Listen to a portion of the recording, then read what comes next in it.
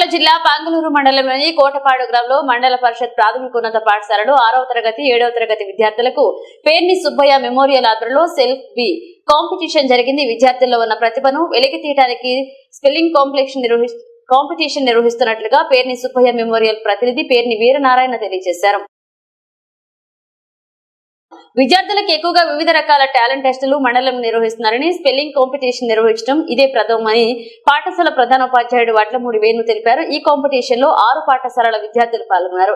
మొదటి బహుమతి రేణి గరవం పాఠశాల విద్యార్థులు, 2వ బహుమతి కోటపాటు పాఠశాల విద్యార్థులు, 3వ బహుమతి కొండమంజులూరు పాఠశాల విద్యార్థులు గెలుచుకున్నారు. గెలుపొందిన విద్యార్థులకు షీల్డ్, నగదు పేర్ని సుబ్బయ్య మెమోరియల్ ప్రతినిధి వీరనారాయణ అందజేశారు. ఈ కార్యక్రమంలో పాఠశాల ఉపాధ్యాయులు విద్యార్థులు పాల్గొన్నారు.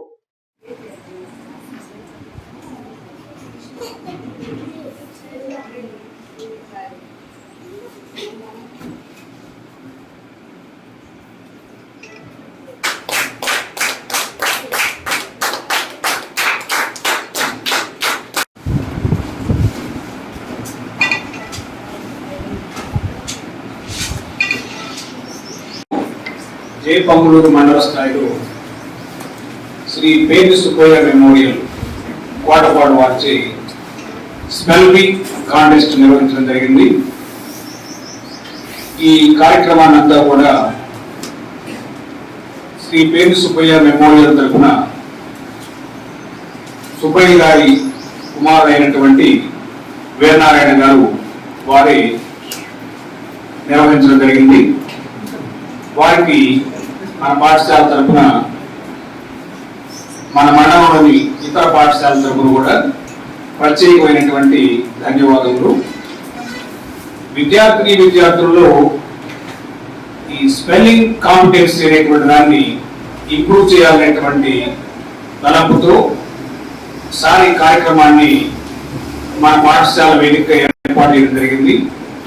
అందుకని ప్రత్యేకించి పేర్ని వీరనారాయణ గారికి మన పాఠశాల తరఫున, మన మండలంలోని ఇతర పాఠశాల తరఫున ప్రత్యేకమైనటువంటి ధన్యవాదములు. వివిధ పాఠశాలల నుంచి ఈ పోటీలో పాల్గొనడానికి ఇచ్చేసి పోటీలో పాల్గొన్నటువంటి విద్యార్థులందరికీ కూడా అభినందనలు.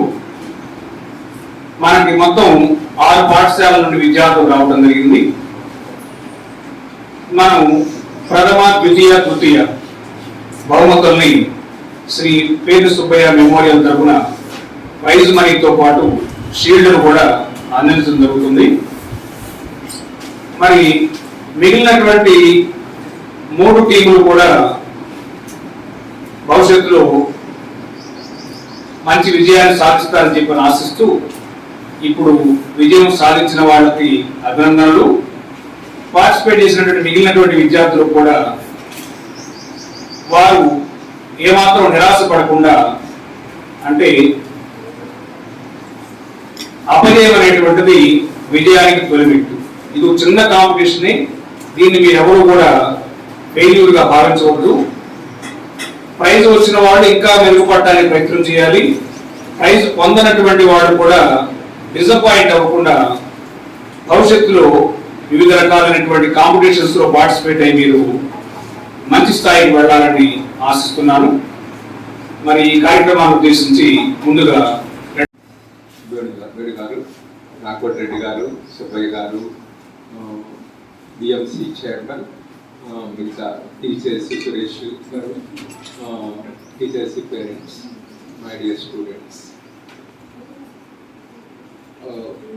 రిటైర్ వచ్చాక నాకు కొంత అనిపించింది అనమాట. నాకు తెలిసి నేను చిన్నప్పుడు చదువుకునేటప్పుడు ఎంత కష్టపడాల్సి వచ్చేది. చెప్పులు లేకుండా పంగులు స్కూల్కి వెళ్ళొచ్చాను. అంటే ఆ రోజుల్లో చెప్పులు కొనే స్తోమత కూడా ఉండేది కాదు. అంటే మీకు ఎందుకు చెప్తున్నానంటే ఆ స్తోమత కొంతమందికి ఉండొచ్చు, కొంతమందికి లేకపోవచ్చు. కానీ మీలో కనుక మనకు సంకల్పం ఉండాలి, దృఢ స్ట్రాంగ్ విల్. తర్వాత దానికి తగ్గట్టుగా కష్టపడితే సాధించింది ఏమీ ఉండదన్నమాట. కాబట్టి ఇప్పుడు జస్ట్ మాస్టర్ అంటున్నారు కదా, smart work and hard work. ఇద్దరు గొడవలు తీసుకొని వెళ్తారన్నమాట. ఒకళ్ళేమో రోజుకి 10 చెట్లు నరుకుతారు, ఒకళ్ళేమో 2 చెట్లు కంటే నరకలేదు. ఎందుకంటే ఒకటేమో కష్టపడటం వేరు, కష్టపడటంతో పాటు కొంచెం ఆలోచించాలి. మనిషి ఏంటంటే ఆ గొడ్డలతో అలా బాత్తూనే ఉంటున్నాడు అనమాట రోజంతా, కానీ చెట్టు ఇదవడం లేదు. రెండో అతను ఎందుకు ఇదవడం లేదని చెప్పేసి ప్రతి ఒక చెట్టు కొట్టిన తర్వాత గొడ్డల్ని పదును పడతారనమాట. పదును పడేటప్పుడు షార్ప్ అవుతుంది, మళ్ళీ తన గొడ్డలు నరుక్కుంటే ఫాస్ట్గా అవుతుంది అనమాట. కాబట్టి మీరు ఏ పని చేసినా ఒక పని చేసేటప్పుడు అలానే ఏదో మైండ్లో అలా ఉంది అలా చేయాలని కాదనమాట. ఈ పని సులభతరంగా ఎలా చేయాలనేది మీరే ఆలోచించుకోవాలి. తొందరగా ఎలా నేర్చుకోవాలంటే అలా నేర్చుకోవాలి. ఏ మెథడ్ అని కొంతమంది టీచర్స్ చెప్తుంటారు, కానీ మీరు ప్రత్యేకంగా శ్రద్ధ ఉండాలి. తర్వాత చిన్నప్పటి నుంచి వినేవాళ్ళం, మాతృదేవో భవ, పితృదేవో భవ, ఆచార్య దేవో భవ. వీళ్ళ ముగ్గురు వాళ్ళ ఆశీర్వాదం ఎప్పుడు ఉండాలి. నేను మా అమ్మగారి నుంచి కష్టపడి పనిచేయడం నేర్చుకున్నాను. తర్వాత మా నాన్నగారు ఆయన నుంచి కొంత తెలివి. తర్వాత నేను 4వ క్లాస్ వరకు ఒకే టీచర్ దగ్గరికి వెళ్ళేవాడు, రామకృష్ణ మాస్టర్ అని చెప్పేసి. మా నాన్నగారి టీచర్ ఆయన. సో ఉదయం నుంచి సాయంత్రం దాకా ఇంట్లోనే చదువుకునేవాళ్ళని. తర్వాత 5వ క్లాస్ నుంచి ఇంకా స్కూల్కి వచ్చాము, 7 వరకు ఇక్కడ చదివాను. కాబట్టి మీరు నాకేదో కష్టము అనేది మీరు మనసులో పెట్టుకోవద్దు. మీరు అనుకొని సాధించాలని పట్టుదలగా కృషి చేస్తే అంటారు, కృషి ఉంటే మనుషులు ఋషులు అవుతారు, మహాపురుషులు అవుతారు.